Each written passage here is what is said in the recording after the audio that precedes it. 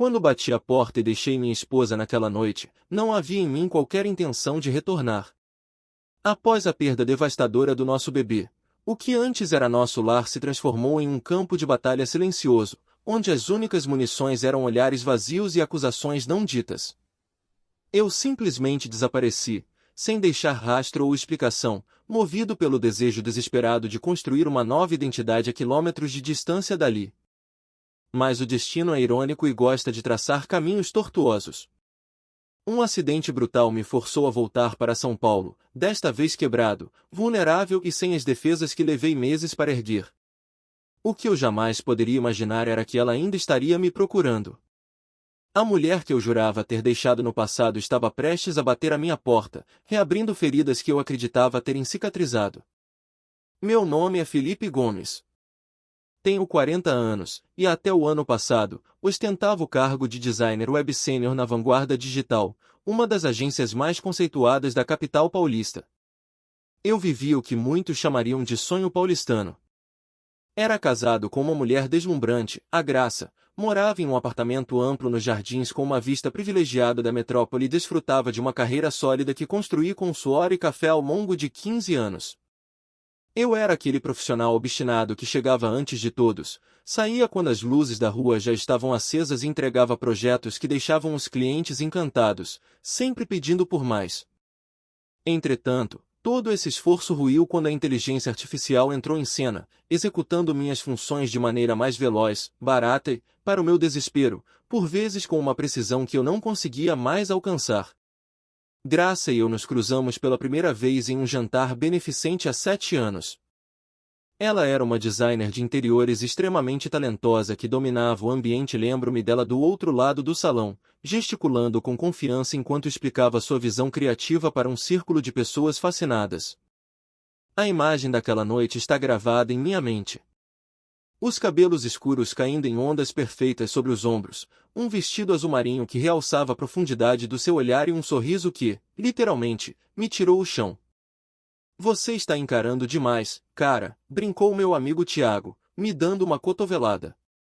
Não estou encarando, estou apenas apreciando uma obra de arte, respondi, incapaz de desviar os olhos. Quando finalmente venci a timidez para me aproximar, a sintonia foi imediata. 3 anos depois, estávamos trocando votos em uma vinícola charmosa em São Roque, cercados por pessoas que celebravam a nossa união como algo predestinado. Os primeiros anos foram a materialização de tudo o que planejei. Éramos parceiros no sentido mais visceral da palavra, impulsionando os sonhos um do outro e decorando nosso apartamento para que fosse o espelho das nossas almas. Quando ela me revelou a gravidez, logo após completarmos 4 anos de casados, senti que a vida finalmente estava completa. A queda foi súbita. Eu estava em uma reunião estratégica quando o telefone tocou. Graça havia desmaiado. No hospital, o diagnóstico veio como um soco. Ela havia perdido o bebê e sua própria vida estava por um fio devido a complicações graves. Passei 3 dias em claro ao lado do leito dela, vendo-a oscilar entre a consciência e o vazio, implorando a um Deus com quem eu já não mantinha diálogo há anos. Senhor Gomes, chamou o médico, com um tom de voz que antecipava o peso das palavras, sua esposa está estável, mas o impacto emocional foi imenso. Ela precisará de um suporte incondicional para atravessar essa recuperação. Assenti, jurando ser o porto seguro que ela necessitava. Mal sabia eu que as rachaduras já haviam atingido o alicerce do nosso casamento, e que uma tempestade sem precedentes estava prestes a varrer o que restava da nossa paz. A Graça que voltou para casa não era a mesma mulher vibrante por quem me apaixonei. Ela se tornou uma presença silenciosa, um espectro que vagava pelos cômodos tocando os móveis como se tentasse se ancorar em uma realidade que já não reconhecia. Eu me apegava à esperança de que era apenas uma fase, que o luto passaria com o tempo. Preparei uma tapioca para você, do jeito que você gosta, disse eu em uma manhã, tentando quebrar o gelo 2 semanas após a alta. Ela apenas olhou para o prato com indiferença. Não tenho fome, respondeu de forma ríspida, afastando a comida. Você precisa se alimentar, Graça. O médico foi bem claro sobre. Eu sei o que o médico disse. O grito dela ecoou, cortando o silêncio e nos deixando paralisados. Desculpe. Eu só não consigo lidar com essa pressão agora, completou ela, massageando o rosto com cansaço. Esse distanciamento virou nossa rotina. Cada tentativa minha de diálogo era barrada por um muro de frieza ou por uma mudança súbita de assunto. Sugeri terapia, mas ela reagiu com desprezo, como se o luto fosse algo íntimo demais para ser compartilhado com estranhos. As noites eram um suplício. Ela dormia na extremidade oposta da cama, e muitas vezes eu acordava com o som abafado do seu choro vindo do banheiro, com o chuveiro ligado para esconder sua dor. Para não enlouquecer, mergulhei de cabeça no trabalho, usando as horas extras na agência como um escudo contra a angústia doméstica. Mas até ali o terreno estava cedendo. Precisamos conversar sobre a conta da Iguatemi, Felipe, anunciou Ricardo, meu diretor, fechando a porta com um ar de preocupação. Aconteceu algo? O deadline ainda está longe, estranhei. Ricardo hesitou antes de disparar. Eles não se conectaram com os conceitos iniciais. O conselho deles prefere testar algo mais automatizado. Automatizado? Você quer dizer que vão trocar meu design por uma plataforma de IA? O nó no meu estômago apertou. Eles já estão rodando os testes e os resultados foram satisfatórios. Não leve para o lado pessoal, Felipe. São apenas os novos rumos do mercado. Mas era impossível não levar para o pessoal. Parecia que cada pilar da minha existência, meu papel como pai, meu lugar como marido e minha identidade como profissional, estava se desintegrando simultaneamente, transformando minha vida em um deserto de areia movediça. Certa noite, decidi chegar em casa mais cedo que o habitual. Passei em um restaurante árabe no Paraíso que a Graça sempre adorou e comprei um banquete, esfirras, quibe cru, coalhada seca, um pedido de paz silencioso, embrulhado em papel pardo. Encontrei-a sentada na varanda, hipnotizada pelas luzes incessantes de São Paulo, com uma taça de vinho na mão e o olhar perdido no horizonte de prédios. Pensei que pudéssemos jantar juntos hoje, sem pressa, falei, levantando a sacola com um sorriso forçado. Graça se virou lentamente. Por um milésimo de segundo, vi um lampejo de algo que parecia esperança brilhar em seus olhos, mas a cortina de gelo logo se fechou novamente. Eu já comi, Felipe, disse ela, voltando-se para a vista. É claro que comeu, resmundi, soltando a sacola sobre a mesa da sala com mais força do que pretendia. O barulho ecoou pelo apartamento vazio. O que você quer dizer com isso? A voz dela subiu um tom, carregada daquela irritação que agora parecia ser sua trilha sonora oficial. Nada. Não quero dizer nada, Graça. Esquece. Eu estava exausto demais para iniciar mais uma rodada de uma briga que já conhecíamos de cor. Não, agora você fala. Diz logo o que está passando nessa sua cabeça, desafiou ela, levantando-se e caminhando em minha direção. Pelo menos um de nós dois deveria ter a coragem de ser honesto nesta casa. Não caí na provocação. Em vez disso, dei as costas e me afastei para o quarto, sentindo o peso do fracasso. Eu me perguntava quanto tempo mais o nosso nós aguentaria aquela pressão antes que a estrutura colapsasse de vez. As semanas se arrastaram e viraram meses. A paranoia começou a se instalar. Onde ela estava? Por que chegava tão tarde? Reuniões com clientes, prazos apertados, visitas a obras tornaram-se seus mantras de evasão. Eu queria acreditar, mas a dúvida é um ácido que corrói a confiança por dentro. Uma noite, enquanto o som do chuveiro indicava que ela estava no banho, cometi o pecado supremo de qualquer relacionamento. Peguei o celular dela. Minhas mãos tremiam tanto que quase deixei o aparelho cair. Sentindo-me um invasor no meu próprio lar, vasculhei conversas de WhatsApp, e-mails e registros de chamadas. Não encontrei nada. Nenhuma traição carnal, nenhum nome suspeito. O alívio foi imediato, mas logo veio uma confusão ainda maior. Se não havia outro homem, por que o abismo entre nós só crescia? Por que ela preferia o silêncio ao meu toque? Enquanto o casamento desmoronava, minha vida profissional seguia o mesmo fluxo. O projeto da Iguatemi não foi uma exceção, foi a regra. Felipe, precisamos de uma conversa séria, disse Ricardo, meu diretor, durante a nossa avaliação trimestral. A expressão dele não deixava margem para otimismo. A agência está passando por um enxugamento necessário. Vamos reduzir o head do design em 30%. Endireitei os ombros, já antecipando o golpe. E eu estou no topo dessa lista, não estou? Ricardo suspirou e assentiu. Eu tentei segurar sua vaga, juro por Deus. Mas os números são implacáveis. As novas ferramentas de IA generativa estão reduzindo nossos custos operacionais em 60% e entregando resultados que o cliente aceita como suficientes. Suficiente não é excelente, Ricardo. Argumentei, com a voz embargada pelo pânico. Essas máquinas não têm alma, elas não entendem o que é um conceito, não criam conexão emocional. Eu concordo com você. Mas a diretoria só enxerga o lucro no final do mês. Você terá um pacote de rescisão digno. E eu escrevi as melhores cartas de recomendação para você tentar a sorte como Freela. Saí do prédio na Avenida Paulista carregando uma caixa de papelão que continha 15 anos da minha história. Dirigi sem rumo por horas, evitando o trânsito da 23 de maio, adiando o momento de encarar a Graça e admitir que o provedor também tinha falhado. Quando finalmente entrei no apartamento, ela estava na mesa de jantar, mergulhada em amostras de tecidos e catálogos de mármore. Preciso te contar uma coisa, soltei, largando a caixa no chão. Ela olhou para o volume de papelada e material de escritório. O que foi isso? Fui cortado. A revolução das máquinas finalmente me alcançou, tentei rir, mas o som saiu seco, sem vida. Por um breve instante, vi compaixão nos olhos dela. Foi rápido, quase imperceptível.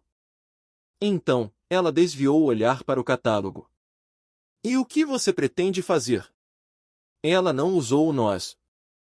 A ausência da primeira pessoa do plural doeu mais que a demissão. Vou dar um jeito. Eu sempre dou, respondi, tentando manter um resto de dignidade. O mês seguinte foi um mergulho na invisibilidade. Eu passava os dias em bibliotecas públicas ou cafés com Wi-Fi gratuito, tentando aprender a dominar as ferramentas que tinham roubado meu emprego. Graça, por outro lado, parecia mais requisitada do que nunca, focada em um projeto de luxo em Angra dos Reis.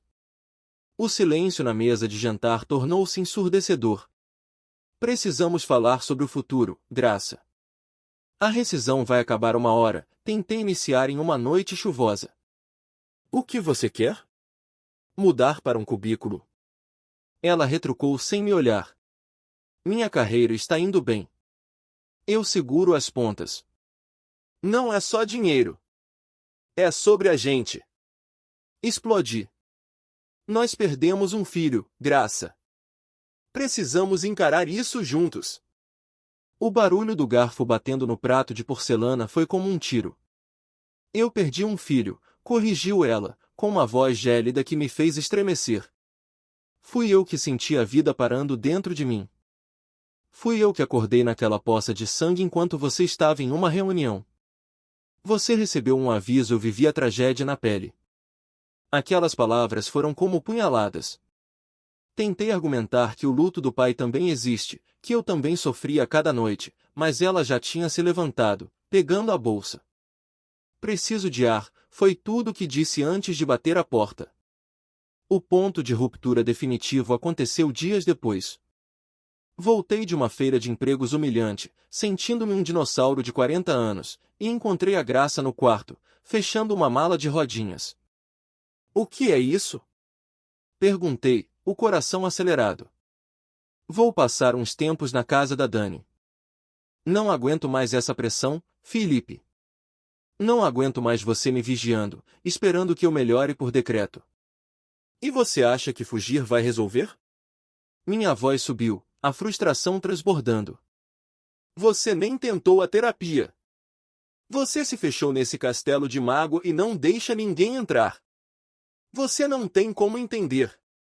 Ela gritou, as lágrimas finalmente vencendo a barreira. Eu também perdi ele, Graça. Gritei de volta, as lágrimas queimando meus próprios olhos. Ele era meu filho também. Ficamos ali, ofegantes, a verdade crua exposta entre os móveis planejados. Graça limpou o rosto com raiva e puxou a mala. Eu preciso descobrir se ainda existe um nós que vale a pena salvar, disse ela, caminhando para o corredor. Eu a observei ir, mas algo dentro de mim se transformou em aço. A calmaria que precede a renúncia tomou conta. Eu não estarei aqui quando você voltar, eu disse, baixo, mas com uma firmeza que a fez parar no meio do caminho. O quê? Ela se virou, confusa. Você quer espaço? Eu vou te dar todo o espaço do mundo. Encarei-a nos olhos, sentindo um peso sair dos meus ombros. Vá. Tire seu tempo. Quando você decidir voltar, este apartamento estará vazio. Eu vou embora. Felipe, não é bem assim. É o que precisamos, Graça. Um corte limpo. Sem mais perseguições, sem mais meias-verdades. Boa sorte na sua busca. Assisti a porta se fechar atrás dela, mas desta vez, não senti o vazio. Senti o início de uma liberdade dolorosa, mas necessária. Após a partida de Graça, o silêncio do apartamento nos jardins deixou de ser opressor para se tornar o cenário do meu plano de fuga. Decidi que não haveria despedidas, bilhetes colados na geladeira ou mensagens dramáticas. Depois de meses girando em círculos em discussões estéreis, as palavras haviam perdido valor e eram como moedas fora de circulação. Talvez o mundo me visse como um covarde, mas para mim, o silêncio era a única resposta digna que me restava. Enquanto ela buscava refúgio na casa da Dani, arrumei o essencial. Algumas mudas de roupa, meu notebook, minha última ferramenta de sobrevivência, documentos e o pouco que restava da minha rescisão. Fiz um saque estratégico da nossa conta conjunta, uma quantia que, com parcimônia, me sustentaria por algumas semanas, e depositei minhas chaves sobre a bancada de granito da cozinha. Deixar aquele lugar com minha vida inteira compactada em uma mala de mão e uma mochila foi uma experiência extracorpórea. Parecia que eu assistia ao filme de um estranho. Mas, a cada passo em direção à garagem, o ar parecia mais leve nos meus pulmões. Pela primeira vez em muito tempo, eu não estava apenas reagindo ao desastre, eu estava pilotando meu próprio naufrágio. Apontei o carro para o norte. Sem um destino traçado no GPS, apenas com a intuição de que precisava do mar para lavar a alma. Peguei a Rio Santos e deixei que as luzes sufocantes da capital ficassem para trás, trocando o concreto pelo verde profundo da Serra do Mar. Próximo a uma vila de pescadores nos arredores de Ubatuba, uma placa de aluga-se em um chalé rústico chamou minha atenção. O lugar era rudimentar. Um quarto de madeira encravado na Mata Atlântica, mas possuía eletricidade, água limpa e, acima de tudo, era um território virgem de lembranças da Graça. O proprietário, o seu Edmundo, um homem de poucas palavras e pele curtida pelo sol, não se deu ao trabalho de pedir referências ou comprovante de renda. O aluguel vence todo dia 1º, pagamento só em espécie. Se você não botar fogo no barraco, a gente se entende bem, sentenciou ele, entregando-me uma chave pesada e enferrujada. Naquela primeira noite, o som do mar misturado ao coro dos bichos da mata substituiu o ruído do trânsito da Avenida 23 de Maio. Pela primeira vez em um ano, senti meus ombros relaxarem. Na manhã seguinte, acordei com uma lucidez afiada. Precisava de dinheiro. Abri o notebook e criei perfis em todas as plataformas de freelancing que conhecia, com uma proposta honesta. Designer sênior em transição para ferramentas de IA, oferecendo consultoria e execução com preços competitivos para novos portfólios. Para minha surpresa, o mercado respondeu. Pequenas empresas, sufocadas pelos preços das grandes agências, precisavam do toque humano aliado à velocidade tecnológica. Passei a trabalhar 16 horas por dia, devorando tutoriais e entregando projetos. Eu caía no colchão fino exausto, mas com aquela satisfação visceral de quem volta a ser útil. Não procurei a Graça. Não entrei no Instagram para ver se ela postava indiretas. Eu estava trocando de pele. 2 meses depois, eu mal reconhecia o homem no espelho. Minha barba estava cerrada, e a palidez de escritório dera lugar a um bronzeado de quem vive ao ar livre. Seu Edmundo passou a me contratar para reparos na propriedade. Consertar telhados, pintar cercados, roçar o terreno. O trabalho braçal era minha terapia, um contraponto necessário aos pixels do monitor. Estabeleci uma rotina que parecia o meu estado natural de ser. Café na varanda observando a neblina se dissipar, design durante o dia e observação das estrelas à noite. Comprei um caiaque usado e passei a explorar praias desertas, onde a vastidão do oceano me lembrava que meus problemas eram minúsculos diante do mundo. Meu celular vivia desligado.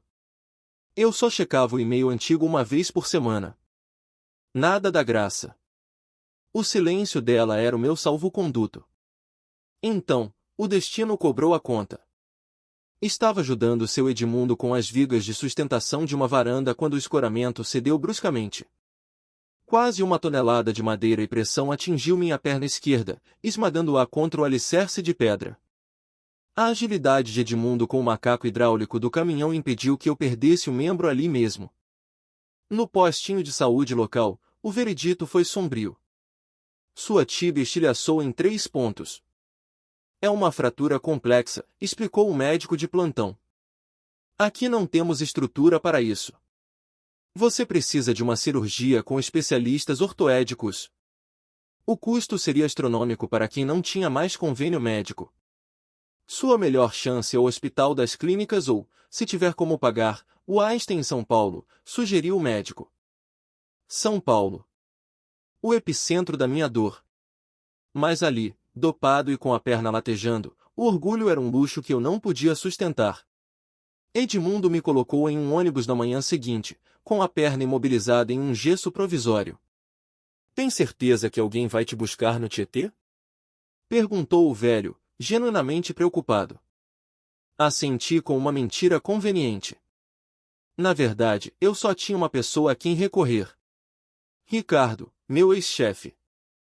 Para minha surpresa, Ricardo não hesitou ao receber minha ligação desesperada. Eu te busco na rodoviária. Você fica no meu quarto de hóspedes até se estabilizar. Sem perguntas, Felipe. Só vem. Enquanto o ônibus serpenteava de volta para as marginais cinzentas de São Paulo, o sentimento de derrota era esmagador. Eu havia saído dali para renascer e voltava quebrado, física e financeiramente. O ônibus encostou na plataforma da rodoviária do Tietê ao cair da noite. Desci mancando com muletas, sentindo o ar pesado da capital invadir meus pulmões, como um soldado derrotado retornando de uma guerra que achou ter vencido. Ricardo e sua esposa, Sara, me receberam com uma generosidade que eu mal sentia merecer. O quarto de hóspedes da casa deles, na Vila Madalena, tornou-se meu bunker de recuperação após a cirurgia, um procedimento exaustivo que instalou uma haste de titânio e 6 parafusos na minha perna esquerda. O cirurgião, um ortopedista renomado do HC, garantiu que, com disciplina, eu voltaria a caminhar sem sequelas, mas o aviso foi claro. A reabilitação seria lenta, dolorosa e exigiria paciência, algo que eu nunca tive em abundância. Você fica aqui o tempo que for necessário, Felipe. Sinta-se em casa, insistiu Sara durante um jantar, cerca de uma semana após a minha alta. Eu agradeço do fundo do coração, mas não quero virar um fardo, respondi, ajeitando as muletas ao lado da cadeira com um desconforto que ia além do físico. Assim que eu ganhar um pouco mais de agilidade, começo a procurar um estúdio ou algo que eu possa pagar. Ricardo trocou um olhar cúmplice carregado de hesitação com a esposa. Sobre isso, Felipe. Tem uma coisa que você precisa saber, cara. Senti um calafrio percorrer minha espinha. Meu estômago deu um nó instantâneo. É a Graça? Aconteceu alguma coisa com ela? Ela tem te procurado de forma incansável, revelou Ricardo, medindo as palavras. Ela apareceu na agência um mês depois que você sumiu. Estava transtornada, perguntando se alguém tinha notícias, se você tinha dado algum sinal de vida. Fiquei paralisado, tentando processar aquela imagem. A Graça, sempre tão altiva, perdendo o controle no meu antigo trabalho. E o que você disse? A verdade, ué. Que eu não sabia de nada. Isso foi bem antes do seu acidente e de você me ligar lá de Ubatuba. Ele fez uma pausa dramática. Ela parecia devastada, Felipe. Não era raiva, era uma angústia pura, de quem não sabia se você estava vivo ou morto. Naquela noite, o sono não veio. Graça tinha me procurado. O que isso significava? Remorso? Saudade? Ou apenas o desejo pragmático de assinar os papéis do divórcio e enterrar o passado? No dia seguinte, durante uma sessão extenuante de fisioterapia, meu celular vibrou. Um número desconhecido, mas o DDD era de São Paulo. A mensagem dizia: O Ricardo me contou tudo. Você está de volta. Precisamos conversar. Meu coração martelou contra as costelas, uma arritmia provocada pela ansiedade. O que eu deveria responder? Desculpe por ter evaporado? Eu não sentia que devia desculpas. Minha partida não foi um capricho, foi uma medida de emergência para não enlouquecer. Após 3 dias de um debate interno exaustivo, cedi ao inevitável. Estou na casa do Ricardo. Me recuperando de uma cirurgia. Tive um acidente sério no litoral. A resposta dela foi um flash. Posso te visitar hoje? Aquelas 4 palavras pesavam toneladas. Digitei um seco e definitivo, sim. Na tarde seguinte, o som característico do carro dela parando na guia me fez prender a respiração. Ricardo e Sara haviam saído, em uma manobra tática de privacidade. Posicionei-me no sofá da sala, com a perna devidamente elevada sobre almofadas, tentando forçar uma expressão de indiferença que meu pulso acelerado desmentia. A campainha tocou, curta e firme. Está aberta! Gritei, minha voz saindo um pouco mais aguda do que eu pretendia. Graça entrou devagar, parando na soleira da porta. Ela estava diferente. Mais magra, com o cabelo curto em um corte moderno que emoldurava um rosto onde o cansaço havia deixado marcas profundas. Felipe, disse ela, quase num sussurro. Oi, Graça. Minha voz, para minha surpresa, estabilizou. Ela caminhou até o centro da sala, os olhos fixos nos curativos cirúrgicos e na estrutura que prendia minha perna. Meu Deus, o que aconteceu com você?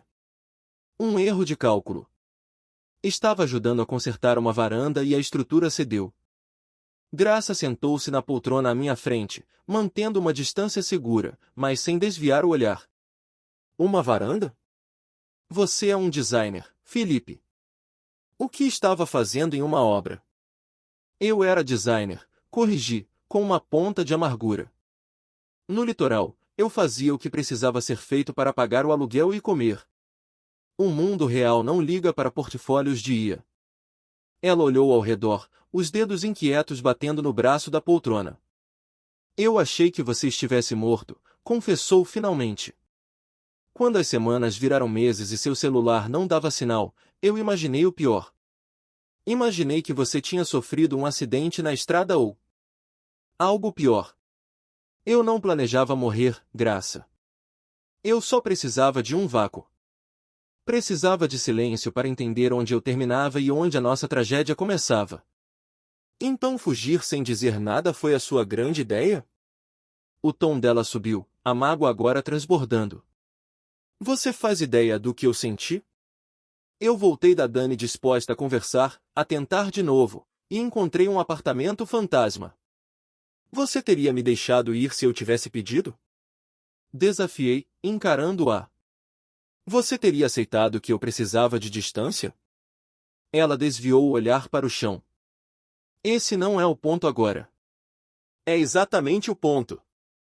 Estávamos nos canibalizando, Graça. Cada café da manhã era um campo minado. Cada silêncio era uma acusação de que eu não sofria o suficiente ou do jeito certo. E você acha que sumir foi maduro? Os olhos dela faiscaram com a velha chama. Não foi sobre maturidade. Foi sobre sobrevivência psíquica. Eu estava me afogando, e você estava segurando a minha cabeça embaixo d'água com o seu luto exclusivo. A expressão dela murchou.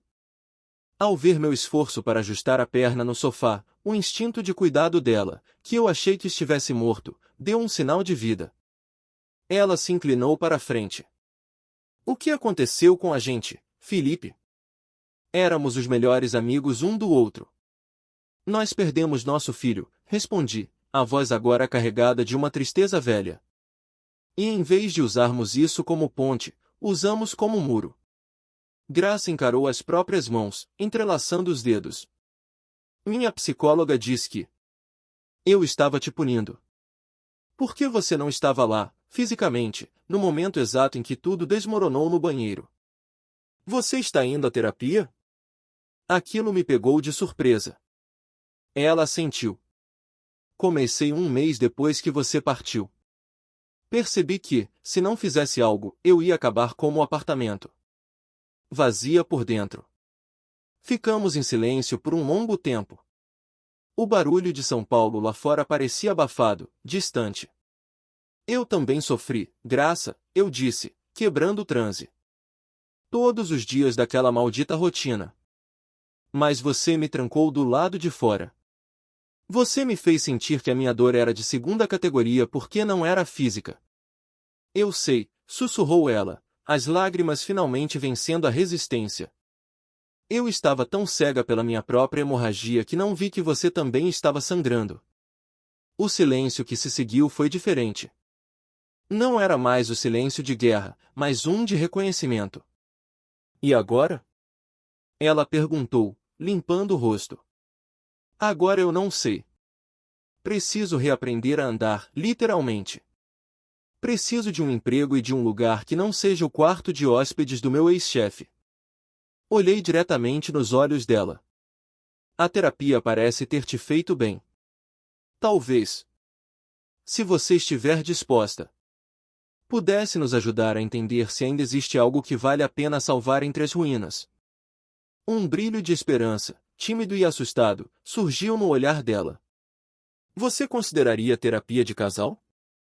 Depois de toda essa bagunça? Eu nunca deixei de te amar, Graça. Eu só não conseguia mais sobreviver ao jeito que a gente se amava. Ela estendeu a mão e tocou a minha. Foi um toque elétrico, carregado de memória e de uma estranha novidade. Éramos sobreviventes de um naufrágio, nos encontrando na praia depois de meses à deriva. Um dia de cada vez? Sugere. Ela apertou minha mão com força. Um dia de cada vez, Felipe. Ali, naquele espaço emprestado, senti que a porta que eu tinha batido com tanta força meses atrás não estava trancada. Estava apenas esperando que ambos tivéssemos a coragem de girar a maçaneta juntos. Os meses que se seguiram foram um teste de fogo para nossa paciência e resiliência. Enquanto minha perna cicatrizava lentamente, exigindo sessões de fisioterapia que testavam meus limites físicos, a ferida aberta entre mim e a Graça demandava um cuidado ainda mais cirúrgico e meticuloso. Iniciamos a terapia de casal com a Dra. Helena, uma especialista em luto e traumas familiares com consultório nos Jardins, onde o som do trânsito da cidade parecia ficar do lado de fora daquela sala com cheiro de lavanda e tons pastéis. As primeiras sessões foram brutais, quase insuportáveis. Fomos forçados a encarar de frente os fantasmas que tentamos enterrar sob camadas de silêncio e ressentimento. Felipe, você sente que a fuga foi o único caminho para ser finalmente ouvido? Questionou a Dra. Helena em uma tarde cinzenta e chuvosa, típica do outono paulistano. Eu não fugi para ser ouvido, respondi, apertando o cabo da muleta com força. Eu fugi porque o silêncio da Graça estava me apagando. Eu sentia que, se ficasse mais um dia naquele apartamento, eu simplesmente deixaria de existir. Graça desabou naquela sessão. Não foi aquele choro de raiva ou de confronto que eu estava acostumado a ver, mas um pranto de exaustão absoluta. Eu acreditava que, se eu não desse voz à perda, o bebê não teria existido de verdade e a dor seria opcional, confessou ela, com a voz embargada. Mas descobri que o silêncio não cura, ele só cava o buraco mais fundo até não sobrar chão. Lentamente, as defesas começaram a ruir. Voltei ao mercado de trabalho, mas desta vez não como um competidor da tecnologia, e sim como um aliado. Reaprendi a usar as ferramentas de IA, integrando-as ao meu olhar humano e artístico.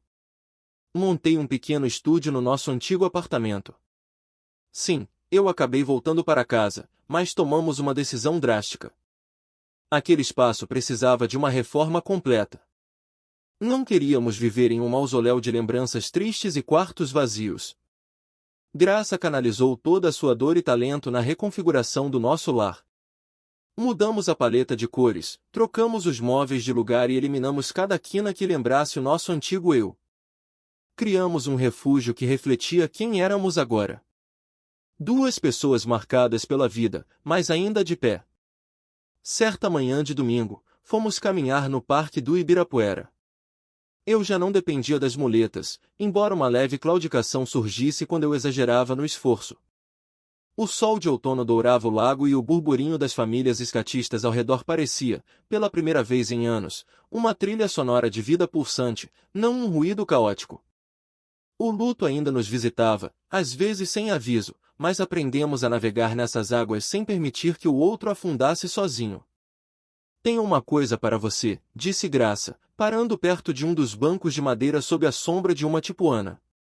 Ela tateou a bolsa e me estendeu um envelope branco pequeno, sem qualquer inscrição. Dentro, havia aquela imagem granulada, em preto e branco, estranha aos olhos leigos, mas absolutamente inconfundível para quem já sonhou com ela. Um ultrassom. Olhei para o papel, sentindo o ar ficar subitamente mais denso, como se o tempo tivesse parado no meio do parque. 10 semanas, confirmou Graça, com um sorriso trêmulo e olhos brilhantes. Está tudo bem. O médico disse que os exames estão perfeitos e não há razão para temer complicações desta vez. Eu a puxei para um abraço protetor, sentindo o calor do seu corpo e a fragilidade da vida que ela carregava. Você está pronta para isso? Perguntei, mergulhando meu rosto em seu cabelo. Nós estamos? Ela devolveu a pergunta, encostando a testa no meu peito. Estou com medo, Felipe. Um medo que me faz tremer. Mas não é como o medo de antes. Desta vez, nós não estamos em lados opostos da trincheira. Vamos enfrentar isso juntos. Ficamos ali abraçados por um tempo infinito enquanto o fluxo de pessoas passava por nós. O futuro se estendia adiante, uma folha em branco cheia de possibilidades. Mais tarde, enquanto enfrentávamos o trânsito pesado na Avenida 23 de Maio voltando para casa, Graça quebrou o silêncio. Você se arrepende? De ter saído naquela noite sem nem dizer adeus? Pensei cuidadosamente, observando o pôr do sol entre os prédios. Me arrependo da dor que causei a você, respondi com honestidade. Mas não me arrependo da jornada. Eu acho que a gente não teria força para reconstruir algo tão sólido se não tivesse quebrado completamente primeiro. O deserto me ensinou a dar valor à água. Graça assentiu, com uma das mãos repousando suavemente sobre a barriga ainda plana. Dos finais vêm os recomeços, disse ela. No silêncio confortável do carro, aquelas palavras encerraram o ciclo. A perda que quase nos aniquilou, a separação que ironicamente nos salvou e a nova vida que agora florescia entre nós. Um futuro que nenhum de nós ousaria sequer imaginar nos nossos dias mais sombrios, mas que agora era nossa realidade mais palpável. Obrigado por ouvir minha história até o fim. Se ela tocou você, deixe um like, escreva nos comentários o que mais te marcou e não se esqueça de dizer de onde você é. Inscreva-se no canal, muitas outras histórias ainda estão por vir.